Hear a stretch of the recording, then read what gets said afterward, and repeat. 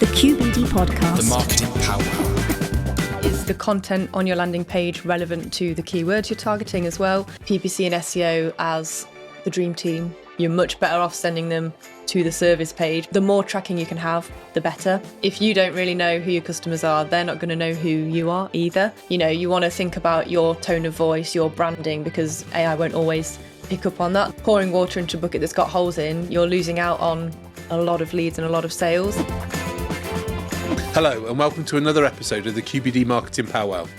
My name is Rich Brown and today we have a very exciting guest in the studio. Molly Sneath, our digital marketing specialist, is with us and she'll be giving us an insight into PPC in 2025, what's changing and how you can stay ahead of your competitors.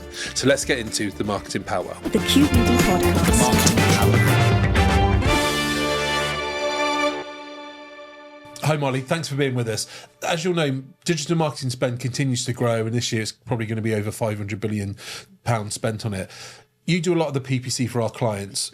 What do you see that's sort of changed over the last few years of how people are doing PPC for their business? Yeah, so when I actually first started in the industry, it was still called Google AdWords. And the change that we've had in the last sort of 7 years alone has been crazy. So obviously, smart bidding has come into play. Back in the day, it was only 7 years ago. Yeah. But the change is, it feels like it was timelines ago. Yeah.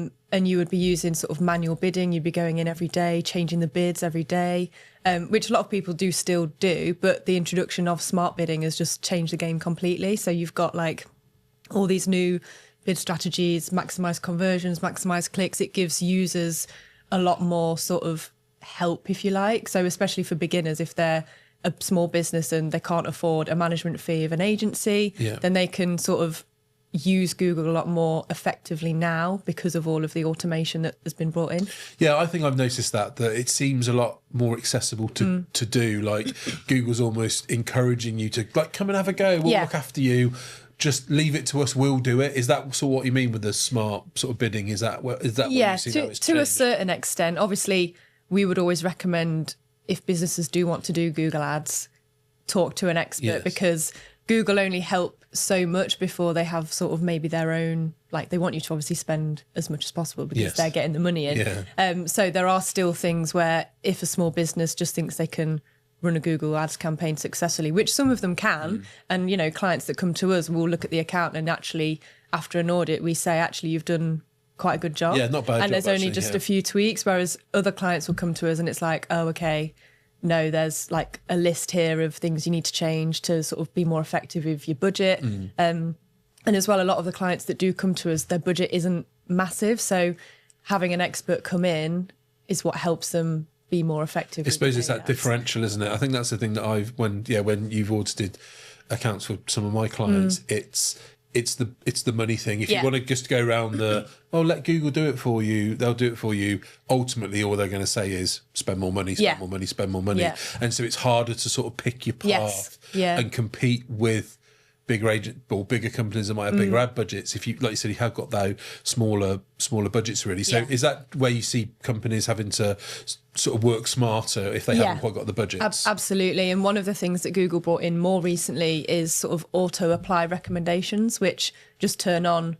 And if you don't have the expertise with Google's interface and where to find that to turn them off, you can then fall into a trap of, Google's automatically adding broad match keywords to my campaigns, but I only wanted to use phrase and exact, but you might not know until you've spent half your budget on these auto apply things that Google have just done because they can.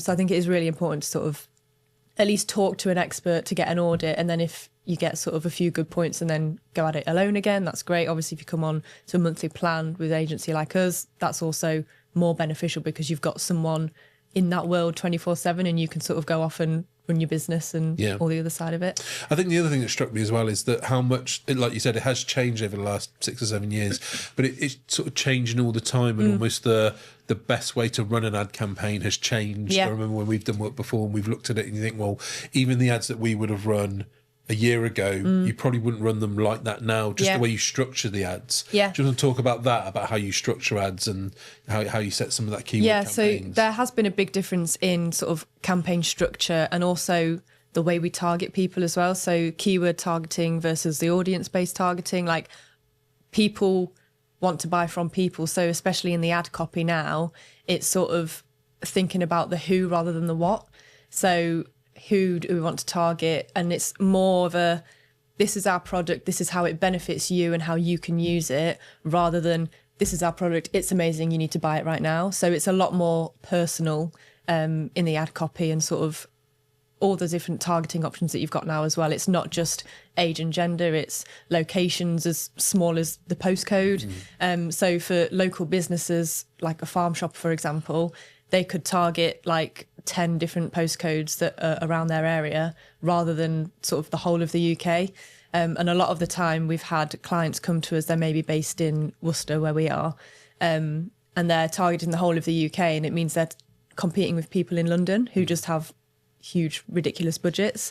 So I think that's a big thing as well. It's the targeting as well as the actual structure of the campaigns. And and that has changed massively, isn't it? Your ability to sort of lean into those local areas. The one thing you mentioned already that I know has been a key thing that we've often identified to people when we've looked at their accounts is the whole broad match, exact match, phrase match. Do you just want to explain what those three things are? Because I think that's such a key thing that people don't even realise that you can do within your ads. Yeah. So they're called match types. So when you're setting up a Google Ads account, it'll ask you what keywords do you want to target. So say, for example, you're a home surveys business, you will obviously want to target home surveys or home surveys in Worcestershire, things like that. Where the match types come in is you've got broad, exact and phrase, like I mentioned already. Broad match is exactly what it says on the tin. It sort of casts the net out quite wide. So you could be showing for search terms like home buyer reports, even if your keyword was home surveys, for example, which obviously isn't a bad thing. But then on the flip side, your ads could be showing for completely irrelevant searches. So that's where the budget gets spent on. Can get a bit carried away. Not good ideas. I remember one that we worked on together actually that did sort of upcycling, like bath repairs. Yes. And they had the broad match on bath repair services, because that is what they do. Because it was broad match, wasn't it? They were appearing for bath as in the location, not as in the thing that you sit in. So, and then the servicing, so they were sort of ranking for car servicing in Bath. So that's where. And am I right in thinking that where with the AI, sorry, not just the AI, with the targeting things, Google will push you down that broad match. They sort of want you to do that, even that's probably not the best way to get with a small budget. Certainly a few years ago, it was a lot more sort of, the broad match was really, really broad. Now they have got better, but I personally still avoid using broad match, even though it's the first thing that comes up in the Google recommendations. You need to use broad match, you'll get more clicks, but actually the clients that we have and the budget that they have, it would not benefit them at all. Obviously, if you've got an endless pit of money and you want to just reach as many people as possible, fine. But phrase match and exact match are where you sort of get the actual people who are looking for your services. So you just want to phrase match, exact match, the differences then between those. So phrase match would be, say for example, you're targeting home surveys as your keyword. You could appear for home surveys in Worcestershire or local home survey providers. So it's sort of words on either side of your keyword. And then exact match is exact. So it'll be you show up for home surveys and your keyword that you're targeting is home surveys.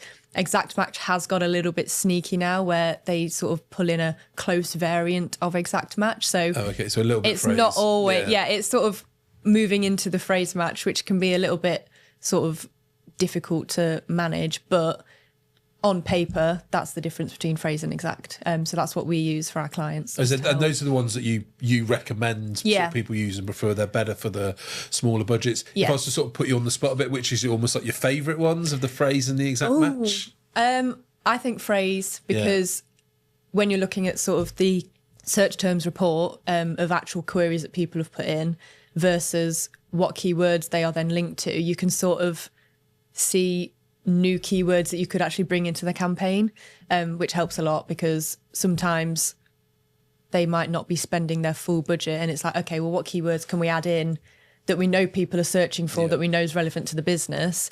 And then the phrase match keywords that have pulled in search queries that we've not necessarily thought of, they're all there for us to see. Yeah, I suppose they can help you with that almost discovery a little bit, because it's something that I've been speaking to a few clients recently about. It's really hard sometimes to know exactly what your target audience are Googling. Sometimes they don't call it the thing. Your service is called one thing, but they're actually Googling something else. So I suppose, if I'm right, with something like exact matches, if you absolutely know that is what you want and you're nailing it, then that's probably better to do. But the phrase gives you that bit more exploration, doesn't it? Yeah. Just while we're sort of teetering over this rabbit hole a little bit, just to go for a little bit of like the negative keywords thing, and what does that mean for the different search terms? Yeah, so negative keywords are something that you can make either a list of or just add to the account. So when you're sort of been running your ads for a couple of months, you can sort of go into the search terms report, see what people have been searching, and if there are any sort of red flags, if you like, where you see a term and you think, oh, that's nothing to do with what we're offering. We don't want to be paying for people for showing up for that term. What you can do is take that term, put it into a negative keyword list, and then that's applied from that point onwards. So it means that your ad will no longer show for that keyword. So it's really helpful, especially for smaller businesses and any business really, that you've got this negative keyword list already in the background. One of the key ones that we add is a negative keyword list to do with like careers and jobs. So people looking for jobs in your industry might search, let's use the home surveys example again. They might want to be a home surveyor. So the phrase match would pick up jobs in home surveying jobs for your keyword that's home surveys. But obviously unless you are looking to hire, that's great. But you don't want to be wasting money on people looking to sort of get into the industry from a jobs perspective. So a lot of the negative keywords that we add sort of off the bat is careers, jobs, work experience, things like that. And I'm guessing that if you're slightly in that like exploratory state of using phrase match, that you want to try and keep on top of your negative keywords. It's obviously something you do on a regular basis. Yeah, so I aim to go in every other day and just take a brief look at the search terms, and I think, okay, great, because as soon as you leave it sort of a week or 2 weeks, you've then got a long list to get through of search queries. So yeah, I aim to go in sort of daily, every other day, just to make sure everything is running smoothly. And actually, touch wood, all of the accounts we have, there's not really been sort of any major red flags search terms come in recently, which is always nice to see. Good. Yeah. And I know one of the other factors that you will look at when you're analysing clients' accounts is around their quality score. Do you just want to give a little bit more information about what that is and how people can improve their quality score? Yeah, so quality score is a score out of 10 that Google gives each of your keywords, and it's based on 3 areas. So you've got landing page experience, ad relevance, and expected click-through rate. And what Google do is they overview those 3 areas and give you a score out of 10. So landing page experience is all about them looking at where you're sending your users to. Is it a good user experience? Have you got the keywords that you're targeting in the ads in your written content on the website? And just sort of an overall, like, what's the user going to? Is it all relevant? If so, thumbs up. Sorry to interrupt. I think that's a really kind of key one, isn't it? Because when I've mentioned that to people, I know when you've done the reports for people, they're quite surprised actually that Google will go and look at the page that you're sending them to, and they will see how good that page is. And certainly something that I've seen occasionally is someone will run an ad and I'll just sort of throw them at a home page or a contact page. And really it needs to be a bit more than that, doesn't it? Yeah, especially when you are a service provider. So a lot of the time as a service provider, you'll have a few different campaigns. Say you've got 3 different services, you'll have 3 campaigns with different ad groups for specific services. If you're then sending people to a homepage, Google's going to be like, oh, this isn't actually relevant at all. You're much better off sending them to the service page, because then Google can see the link clear as day, rather than a homepage that's then adding more clicks for the user to get to the information that they want. So it's a big thing for us where if they've not got service pages, that's when we maybe look at, okay, we'll build you a landing page purely for the Google ads so that we can get as best of a score as possible. Yeah. And then just the other types, the other factors within the quality score. So ad relevance is your ad copy relevant to the keyword you're targeting? So what we aim to do is all H1s are exactly the keyword that we're targeting. So the way we split out the ad groups is each ad group will have its own keyword so that the ad that we create is super, super specific to that keyword that we're targeting. And then in the descriptions as well, it's just constantly, not too much, but mentioning the keyword that we're targeting so Google can see that the ad is relevant. Yeah. And what is the benefit of that? Like, why should people sort of worry about their ad quality score?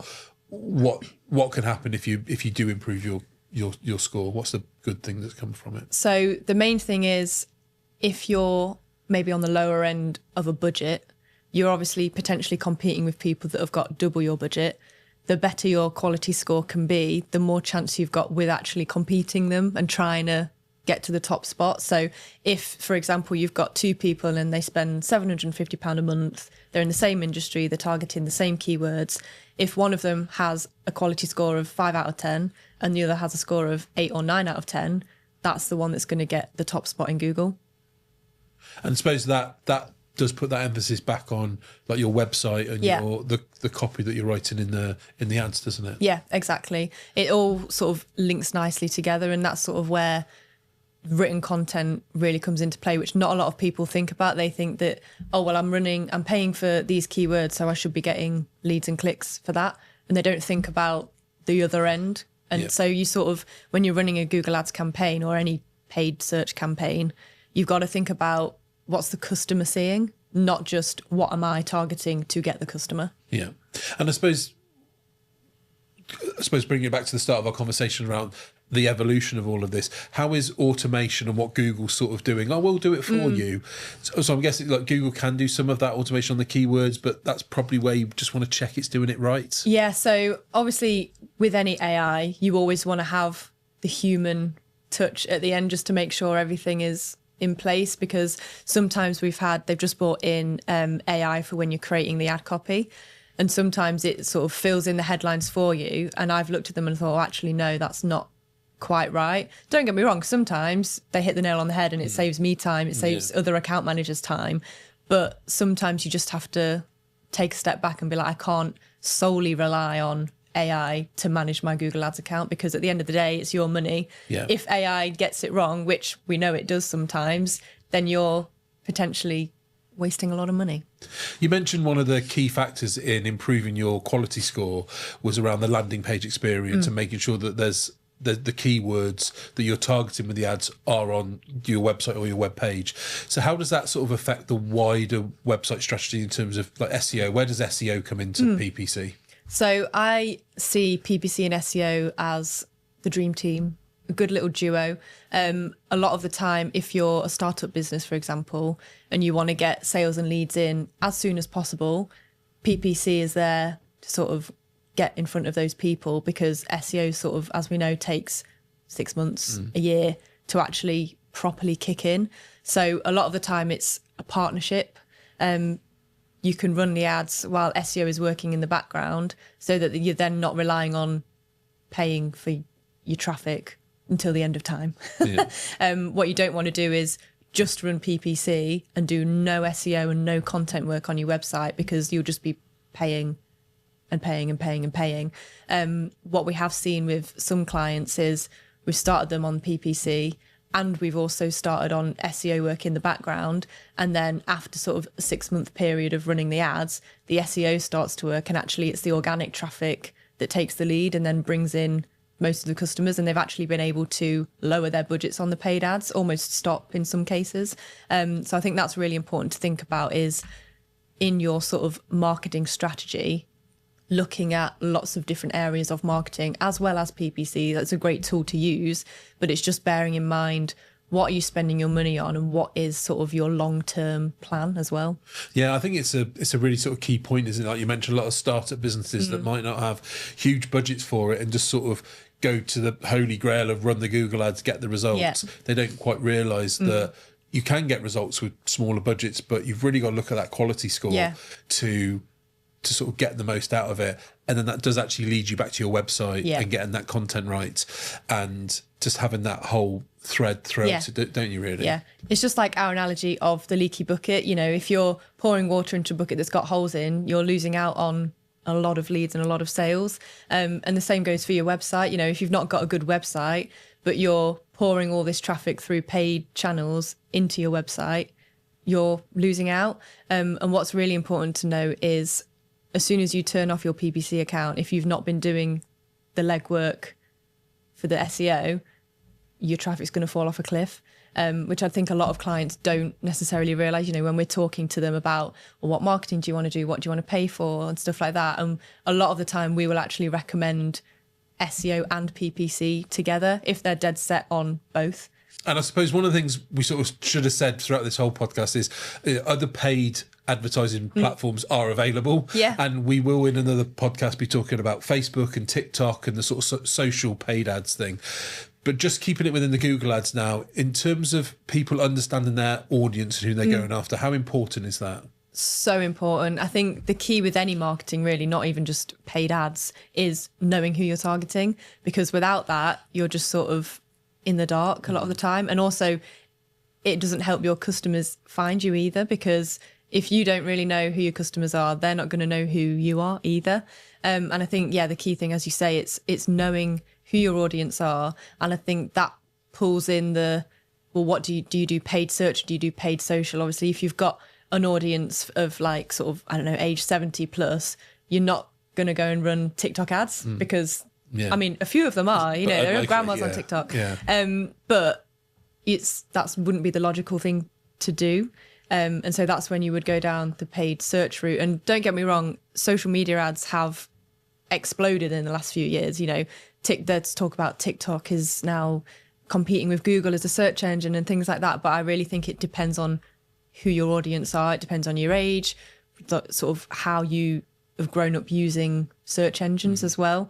So I think that's really important. Is a lot of people will just say, throw all your money at paid social and paid search and everything. And it's not always the best course of action. I think you really need to sort of sit down and strategize. Okay, these are who we want to target. What are the best channels to do that?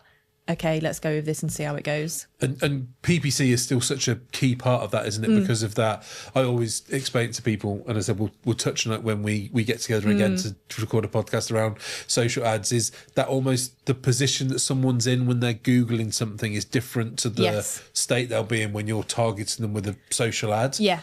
So one of the key differences is obviously with Google, you're inputting the keywords so you know that you're going to show up for people already searching for your services. They already have that need. They're already further along in their buying process. Whereas a lot of the time with social ads, you're just sort of casting the net out to a demographic that is your target audience, but someone might see the ad that hasn't even thought of your services or products. So they're a little bit further at the start of the journey. So Google Ads is a lot more targeted in that sense, in that they're already got an interest. They've already sort of given you the green light almost to show their ad to you because they're the ones looking for it. Yeah, they're looking for it. And that's, again, when it comes back to those things that you mentioned before on the key to then make sure that you've got that process right. So when they see the ad, they click on the link. It's a landing page, an experience that they like. It brings me on to another area of topics I wanted to talk to you about today, and the whole thing about tracking it, because obviously you can't really know if it's working without properly tracking it. Yes. So we'll go into lots of different things, but overall, what are the sort of factors and the importance of tracking your ads? So the more tracking you can have in place, the better. That's sort of the bottom line, really. If you're running ads and you're paying for those ads and that traffic to your website, surely you want to know if it's working, and that's where the tracking comes into play. So if, for example, you are a service-based business and you've got a contact form and a phone number, you can set up tracking for both of those things so that you can see, okay, this is how much money I spent for this many conversions. And without that, you are very much in the dark and you don't know if it's working. Even I look at Google Analytics and the Google tracking for the PPC. There's lots of numbers and there's lots of stats. Yeah. Which are the ones that you look at to really see if an ad is working well? So I would look at, first of all, the number of conversions, but also the cost per conversion. So how much money are you spending to get one conversion? If that's more than you would like it to be, that's when you sort of reevaluate. Impressions is probably at the bottom of lineup, really. Obviously it's good to see how many times your ad's being seen, but then it's the clicks and the conversions that are sort of the ones to look at, I would say. And actually just going back quickly onto the sort of bidding strategy as well. A lot of the time with some of the smart bidding strategies, you can actually input a target cost per conversion. So you can tell Google, this is how much I want to spend for a conversion, and then their sort of automated bidding strategies then help your campaign to reach that goal as well. So I think, cost per conversion is a big thing, especially for those who have got sort of more of a smaller budget to play with. And one of the other ways of sort of tracking those conversions, though, what you've put in for some of our clients is around call tracking and those sorts of things. You just want to sort of explain what they are and the benefits of that type of tracking. Yeah, so call tracking is essentially your phone number. When someone clicks on an ad and they fall on your website, your phone number is a Google forwarding number. So it means that Google can track quite scary information, actually. So they can see how long that person was on the phone for. It sometimes will give you their phone number. It will tell you which keyword made them call. It will tell you which campaign it's from. So you can see exactly when what time the conversion came through. So if, for example, when we've worked with some of our clients, we can then give them all that information and they can line up all the leads that they've had and say, oh, actually, that lead came from this phone call and it was this long, and oh yeah, they spoke to so-and-so, and it just gives so much more exposure on the leads that are coming through and the conversations that are being had. So obviously with PPC, we can only do so much. We can get the leads in, but then from that point, it's up to the business to convert those leads into actual buying customers. Obviously with all the targeting we have, more often than not, the leads are quality leads. It's then from that point on that it's sort of with the business, but the more information they can have on what the lead is, who they are, the easier it is. So we've highlighted some of the key areas that businesses need to be aware of when running PPC campaigns. But what do you think are the things that they need to sort of have in their mind moving into 2025 and how they can stay ahead of the game and ahead of their competition? So I think the important thing to note is the foundation of PPC hasn't changed too much. It's more looking at new approaches and new strategies to help the sort of base layer, if you like. I think one of the most important things for clients that we talk to them about is being mindful about their budget and also their expectations from their budget as well. A lot of the time they might say, oh, I've got £400 to spend. I want to target 25 keywords and all of my services, and they've got 10 services. And we'll just look at that and be like, that's not realistic. It's not realistic. You're not going to get the results you're after. So I think the mindfulness of, okay, I've only got £400, which is probably the minimum spend you want to be looking at, really. Let's focus that money on one service, 5 keywords, see how it goes, rather than, like you say, spreading yourself too thin, because I think people don't realise how expensive Google Ads has got now as well. When I first started sort of 7-8 years ago, we had clients on monthly budgets of about £200, and I would never in a million years recommend that to anyone now. Even if they were running one keyword, it just wouldn't cut it, because so many people, so many businesses are now using Google Ads that it's just hiked the price up because of how competitive it's got. Yeah, so many more people are doing it, aren't they? And I think we've certainly seen that with some of the clients that we've worked with, haven't we? And I think one of the things that's helped almost like prospective clients or just contacts of ours that we've sort of give them a little toe in the water of this game that you're about to play is you can get a bit of an idea of what the cost per click is. So you don't sort of have to get into it and then realise you can't afford it. You can almost do a bit of a feasibility research, can't you, about this? So the Google Keyword Planner is my best friend. And what we've got a sort of spreadsheet where we can sort of write down, here's 10 keywords that we would recommend you targeting. These are the average monthly searchers, and this is sort of your average cost per click that you'll be looking at. And what we can do from there is work out roughly how much they should be spending, and then that tells us how many conversions they'd get, and then the profit. If we've got sort of the like lifetime value of a customer, it really helps us identify what's best for the client. And just going back to the keyword planner, what you can do is type in a keyword and it will give you a massive long list of alternative keywords, again with the search volume. It also in the last maybe 4 years introduced the sort of year on year and month on month change. So you can actually see, okay, well, this time last year this keyword wasn't really getting any traction at all, whereas now everyone's running Google Ads for it. So you can sort of see which keywords are maybe less used, and so you can maybe sneak into that market and get a bit more of success rate. What you can also do with the keyword planner is actually input your website first. So instead of going for a keyword and getting a list of keywords, you can put your URL in and Google will tell you what keywords you would sort of rank well for based on the content, which goes back to the quality score and how that's important as well. So yeah, the keyword planner is a great tool to use for that. And I suppose that really helps, doesn't it, businesses, because of what you're saying then, it's almost a bit of the challenge is that, okay, don't do all your services if your budget's limited. Yes. But also don't get too carried away with too many keywords. You kind of want to keep it really lean. Exactly. And just try and pick the ones that you're gonna go broad. Don't go broad match. Yes. Go phrase match. And just look at that. How many keywords do you think is optimum? Like when you're looking at things, depending on budget. It really depends on your budget, I would say. Obviously, the more keywords you have, the more budget you're going to need. And a lot of the time, we just had it with a client of ours recently where they had one campaign that it wasn't spending enough. So we added some more keywords into it and then it fell into limited by budget. So there is definitely sort of a fine line between too few keywords and not enough keywords. Yeah, so I suppose you're not getting the exposure. Yes. Yeah. You want enough keywords for your ads to be showing, but also you don't want to go the other way and actually have too many keywords that Google says you've not got enough budget, we're not going to show your ad at all. Yeah. So there's definitely sort of a sweet spot with that. And I suppose that's where keeping on top of the ads on a regular basis is so important because, we can look at, okay, which of those keywords now, if you're going to hit 10 or 12 of them, some are going to do better than others. Yeah. And you need to really sort of keep on top of that. Exactly. Cost per click, cost per conversion, like you said, on those different keywords. And look at it almost daily to try and really manage the budget, don't you? Yeah, exactly. And one of Google's better sort of auto apply recommendations is they do look at sort of redundant keywords. So if a keyword's just not been performing, they will automatically pause it.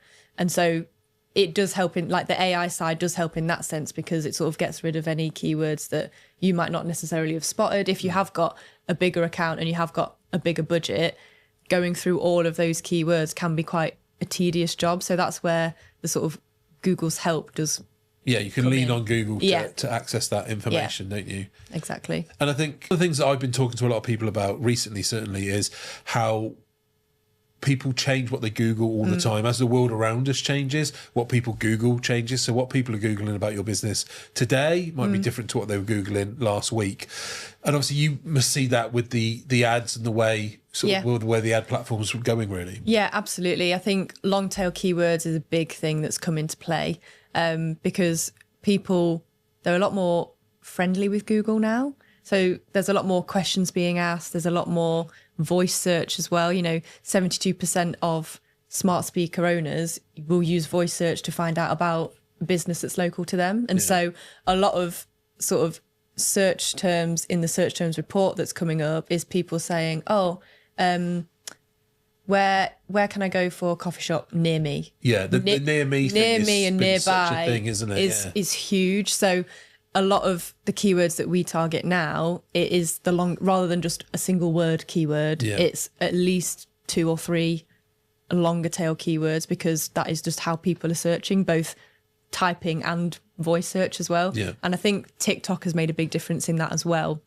because people do use it as a search engine as well as to learn dances. Yeah. A lot of the time it's how to do this. Where can I do this? So yeah, the longer tail keywords has definitely made a change. And I suppose that's where, coming back to one of your earlier points of the targeting you should be doing, almost targeting the local areas. Yes. So you're only showing for those keywords in those areas, and it's just factoring that sort of near me. Exactly. Something to do near me thing. It's that longer that longest phrase, isn't it? Yeah, absolutely. And as well as sort of targeting location specifically, you can also do a radius target as well. So if you've got an actual physical store or physical business, you could target, okay, I want a 20-mile radius around where we are. So if your business does rely on sort of the local people, like home surveys or it's a coffee shop or something like that, you know that your ads are only going to be targeted to people close enough to come and actually see you. Because you wouldn't want to say you're in Worcester, you wouldn't want to be targeting ads for people in Aberdeen because they're not going to make that trip. Yeah. And I think that's a key thing, isn't it? That certainly when I speak to people, when you sort of like show them or open their eyes a little bit to the level of targeting and how sophisticated targeting is, they realise, wow, actually, it's a lot more than you think it is. Because we'll often talk to people, and it's something I'll touch on when we get together again for our social media ads podcast, is around that level of targeting, because people might think, oh, I'm being quite focused with my targeting. I'm targeting people that are Googling X, Y, and Z. But actually, there's so many more in the layers game, to you're it. not in the game of PPC. That's pretty vague, actually. Because it's the basic stuff. You can really stretch out and do those long tail keywords. You can, like you said, do those locations, and it's really key that people are just aware that it is so. I suppose it comes back to what we started with. Really, the evolution of this PPC thing has just been incredible, hasn't it? Yeah, the level of targeting that you can do now it's become so much more advanced. It's not like we just said, it's not just the location targeting and the age. You know, we can look at the interests of these people, and the most important one is how they've interacted with your business already. So we always set up remarketing campaigns that target people who have already clicked on an ad and been to the website, but not necessarily converted straight away. So it's those annoying little ads that then follow you around the internet. But they are helpful because you then stay in the forefront of their mind. If it's a service that actually requires quite a lot of thinking, like they're looking for a mortgage advisor or something, they might be doing a little bit of research on 3 or 4 different businesses. But if you can then stay in the forefront of their mind sort of a handful of times, not too much obviously, because you don't want them to get annoyed, but that's where the remarketing and the targeting of how they've already interacted with you can really come in and help you. I think it's interesting, isn't it? Because the likelihood is they're not just looking for you. They're not just looking at you. They're looking at others. People do so much more research now because they want to get the best value. They want to get the best business. And so, really important. So I think that, as I said, that retargeting is so important. And I think the thing that I find quite, what I quite like is when you explain that level of targeting people, they think it's some like really expensive extra you have to pay for that privilege thing, and it's not. Actually, it's really not. No, it's really not. That you can run these campaigns, these sort of follow-up campaigns, these remarketing campaigns. It's all part of the same system. You just got to know where to look. Exactly. But also the budgets for that sort of retargeting campaign can be quite low, can't they? Yeah, we tend to. Obviously, you don't want to put all of your budget into the remarketing because you want to get enough people to be able to do the remarketing. So what often we do is we have a budget that's at least half of what like the real campaigns are, so that we're not spending all of the money on it, but it's still just sort of ticking it over, and we're getting that exposure for the sort of other touch points after the first one. And it seems like AI has touched in every aspect of the world at the moment, isn't it? But in particular PPC, how are you seeing AI and what it's doing to sort of change the PPC sort of sector at the moment? Yeah, I think AI is only going to come in more and more to all aspects of our life, as you just said. I think one of the key points to make here is obviously Google's got their auto recommendations, they've got the AI helper tool in the ad copy, things like that, but it's important to still have your human touch. You know, you want to think about your tone of voice, your branding, because AI won't always pick up on that. And your audience, is what you said. Exactly. So when it comes to sort of ad copy, you can use AI to help maybe give suggestions of this is what your description could be, this is what your headline could be, but actually still, rather than just asking it to do it and being like, click, go live, fine, you still need to be looking over it. So it's more of a time saver, if you like, rather than using AI to manage your Google ads. I would never recommend that. No. Maybe a bit biased, but no, I agree. And I always think as well, if you just did that, like I could set up the ad, I could pretend to be a home survey person, don't know anything about it. I could run the ad, I can just get AI to click it. One, I don't quite know what it's saying, if it's correct, and that, like we said before about the accuracy thing, but also the chances are there's probably someone else out there that's just done exactly the same as I have. So when we look at quality score, when you look at how do you punch above your weight in terms of ad budget, but if everyone's going to do the same thing and use the same AI, they're all going to sort of be the same, aren't they? Yeah. So to get that across, you really need to, Absolutely. really lean back into the human touch. Yeah, and I think it's really important for businesses that maybe have a service or product that's a little bit more obscure.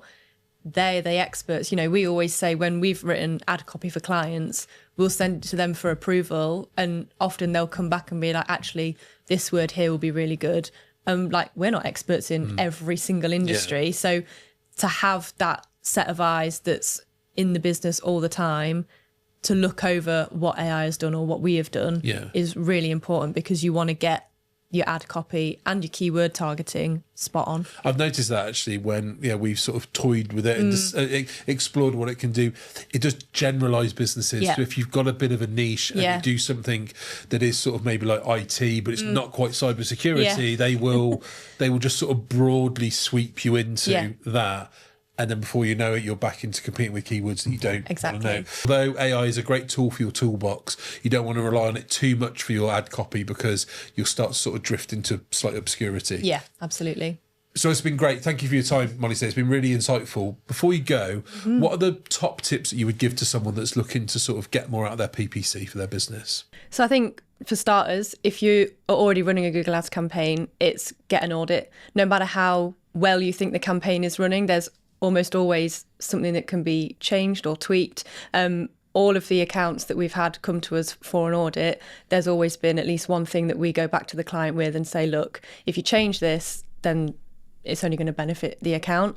And from a budgeting point of view, you really need to be looking at what you can afford to spend in an account, but also what's going to work for your specific campaign. So client 1 and client 2 might have completely different budgets, but depending on the competition, depending on what keywords they're targeting and how much those keywords are, will depend on what budget you need for success. Another really important factor that we've touched on quite a lot today is the tracking as well. With any marketing campaign, especially in the sort of paid areas, without proper tracking, you don't know if your campaign's being successful. So you could be pouring money down the drain and not actually getting any results, but you won't know that for sure unless you've got the conversion tracking in place, whether it's forms on the website, whether it's phone calls, anything like that. The more tracking you can have in place, the better. It's also knowing who your audience are. So who are you wanting to target? What are the keywords that they're going to be searching for in order to find you? And then that leads into your website as well. So where are you sending people? Is your landing page user-friendly? Has it got a good user experience and navigation?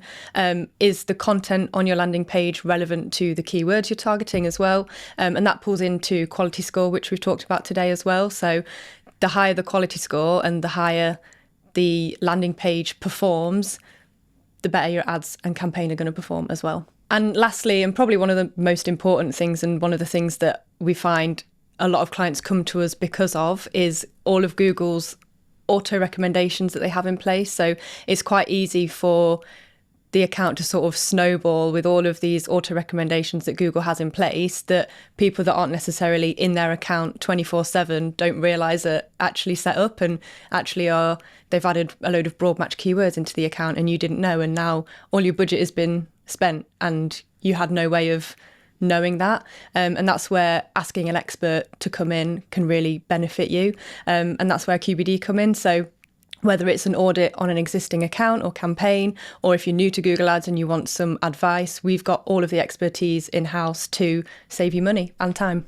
So I'd love to hear from you. We've got all of the expertise in-house here at QBD, and all of the details to contact us are on the website. Thanks again to Molly for joining us today. It's been wonderful to have you in the studio and for you to share your experiences with us on the show. You can find out more about PPC on our website. Don't forget, you can send your digital marketing questions to us and we'll answer them on the show. You can contact us on powwow@qbd.co.uk or simply send us a message through any of our social channels.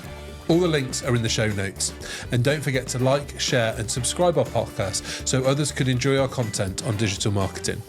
I look forward to joining you again on the QBD podcast, the Marketing PowWow. The QBD podcast. Marketing PowWow.